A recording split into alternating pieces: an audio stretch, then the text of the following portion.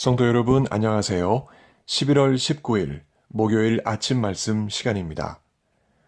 이 시간 함께 하실 하나님 말씀은 역대하 16장 1절에서 14절까지의 말씀입니다. 그 가운데 9절 말씀을 봉독하여 드리겠습니다. 여호와의 눈은 온 땅을 두루 감찰하사 전심으로 자기에게 향하는 자들을 위하여 능력을 베푸시나니 이 일은 왕이 망령되이 행하였은즉 이후부터는 왕에게 전쟁이 있으리이다 하매. 아멘. 한국의 현실을 대변하는 것들 중에 대표적인 것은 휴전선입니다. 서해바다에서 경기도를 지나 강원도와 동해로 이어지는 휴전선은 6.25 전쟁 3년여 동안 가장 치열했던 전투 지역이었습니다. 수도 서울이 바로 아래에 가까이 위치해 있었기에 한 치의 땅이라도, 능선 하나라도, 봉우리 하나라도 더 차지하기 위하여 수많은 이들이 숭고한 희생을 그곳에 바쳤습니다. 이렇게 위기에 처한 나라를 구하기 위해 국력을 모두 쏟아붓고 희생을 감수하는 일은 비단 한국만은 아닙니다. 유다도 그랬습니다. 유다 왕 아사는 평생 북이스라엘 왕 바아사와 대결 구도를 펼쳤습니다. 특히 베냐민 지파 땅을 사이에 두고 더욱 그랬습니다. 베냐민 땅은 마치 한국의 휴전선 일대와 같아서 서로 차지하고자 싸웠는데 그 대표적인 지역이 라마였습니다. 어느 날 북이스라엘 왕 바아사가 유다를 치러 올라와서 라마에 군사기지를 세웠습니다. 그 아래로 6마일 거리에 유다의 수도 예루살렘이 있었고 라마는 예루살렘 북쪽과 해안 평야로 이어지는 길목이었기에 유다 왕 아사는 위기를 느끼고 라마를 차지하기 위해 총력을 펼쳤습니다. 이때 아사 왕은 외교력을 발휘해서 아람 왕 벤하닷에게 북이스라엘의 북쪽 성읍들을 공격해달라 부탁합니다.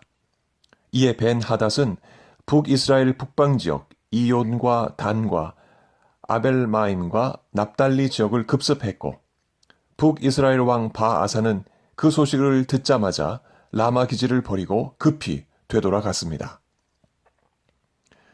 그러자 남유다 왕 아사는 기회를 놓치지 않고 라마뿐만 아니라 그 베냐민 땅 요충지인 게바와 미스바에 군사기지를 세웁니다. 이 정치적인 실정만 두고 볼 때 유다 왕 아사는 참 능력 있는 왕입니다. 외교적으로, 군사적으로 큰 승리를 이끌었고 땅도 차지했으니 말입니다. 그러나 신앙적으로 볼 때 아사 왕은 이 사건으로 인해 추락합니다. 아람 왕 벤하닷의 도움을 얻기 위해 많은 대가를 치렀는데 그 중에 여호와의 전에 바쳐졌던 은금도 포함되었습니다. 아사 왕은 얼마 전 자신이 여호와께 드렸던 은금을 여호와의 전 곳간에서 다시 꺼내어 벤하닷에게 바쳤습니다. 은금을 하나님께 드릴 때는 무슨 마음이었을까요? 은금보다 귀한 하나님을 의지하겠다는 마음이 아니었겠습니까? 그랬던 아사 왕이 이제 그 마음이 바뀐 것입니다. 급박한 정세 탓에 어쩔 수 없는 상황이라 우리는 이해할 수 있겠지만 그러나 하나님께 바친 그 은금을 다시 벤하닷에게 주었으니 그 마음을 하나님께로부터 되돌려받아 벤하닷에게 주었던 것입니다. 까닭에 선견자 하나니가 아사 왕에게 다음과 같이 선언합니다. 왕이 아람 왕을 의지하고 왕의 하나님 여호와를 의지하지 아니하였으므로 아람 왕의 군대가 왕의 손에서 벗어났나이다. 이 일은 왕이 망령되이 행하였은즉 이후부터는 왕에게 전쟁이 있으리이다. 오늘 본문 7절과 9절의 이야기입니다. 하나님으로부터 책망을 들은 아사 왕. 그가 만일 그의 손조 다윗 왕을 닮았다면 다윗이 나단을 선하게 대했듯이 아사도 하나니를 그렇게 대했을 것입니다. 그러나 아사 왕은 달랐습니다. 아사 왕은 자기에게 왕이 여호와를 의지하지 않았다. 망령되이 행하였다. 다시 말해 왕이 어리석게 행하였다. 그래서 왕에게 전쟁이 있을 것이다. 이렇게 책망하는 하나니에게 노했고 하나니를 감옥에 가두었습니다. 뿐만 아니라 자신의 정책에 반대하는 사람들 몇을 학대하는 불의를 저질렀습니다. 왜 아사왕은 하나니를 옥에 가두고 사람들을 학대하였을까요? 이유는 분명합니다. 그의 속에 하나님을 의지하는 그 마음이 떠났기 때문입니다.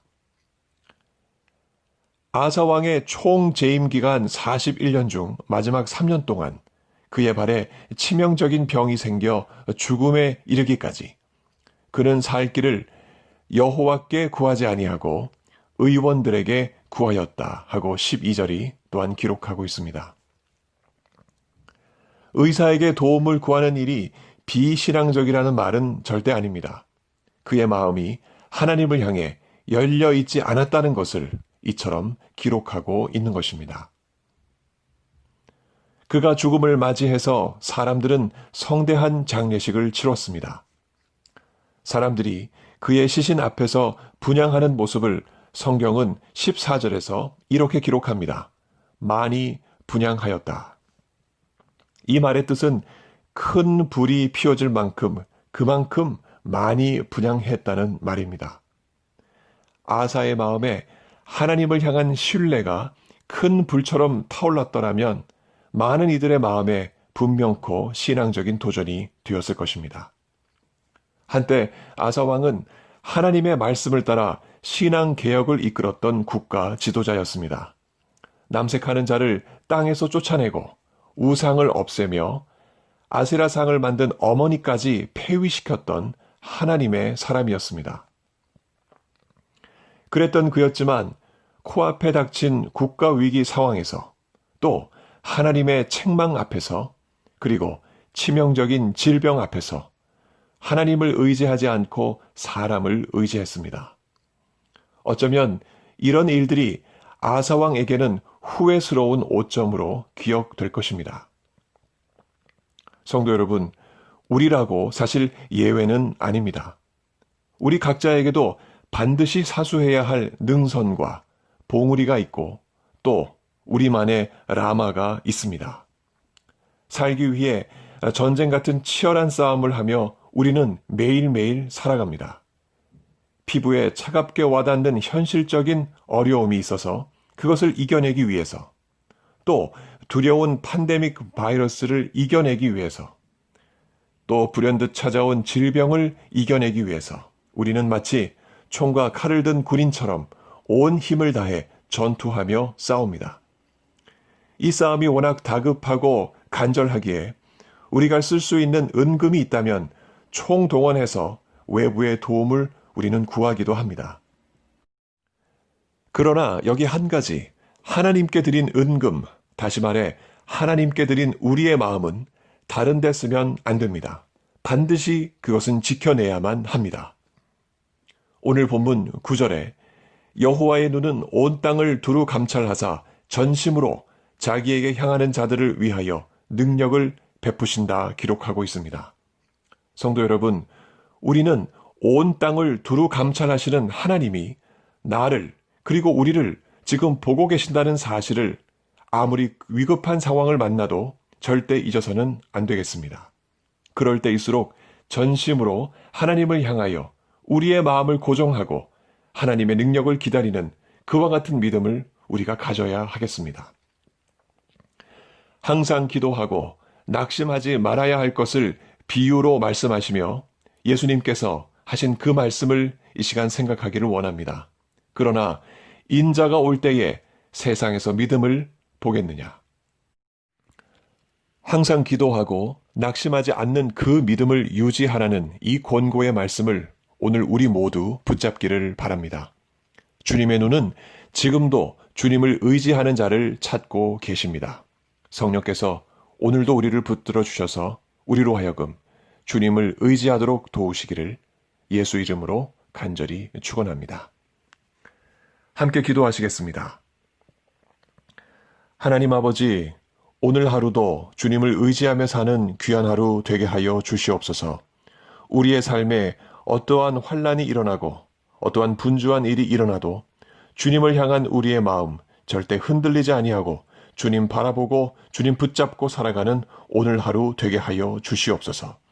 주님의 눈은 항상 주님을 의지하는 자를 찾고 계시다고 말씀하셨습니다. 주님, 여기 우리가 주님을 의지하오니 우리를 붙들어 주셔서 하나님의 능력 가운데 오늘도 믿음의 승리를 맛보게 하여 주시옵소서. 병상에서 주님 앞에 병 낫기를 위하여 기도하는 하나님의 종들을 붙잡아 주시고 어수속히 회복되도록 하나님 인도하여 주시옵소서. 뿐만 아니라 삶의 크고 작은 문제로 하나님 앞에 간절히 그 길을 찾는 하나님의 종들 오늘도 붙잡아 주시고 선한 길로 인도하여 주옵소서. 오늘 하루도 주님께서 우리 모두와 동행해 주시고 은혜 베푸시고 능력 주실 줄 믿사오며 우리 구주 예수님 이름으로 감사하며 기도합니다. 아멘. 성도 여러분, 오늘 하루도 주님과 동행하시며 하나님을 의지하시는 귀한 하루 되시기를 바랍니다. 감사합니다.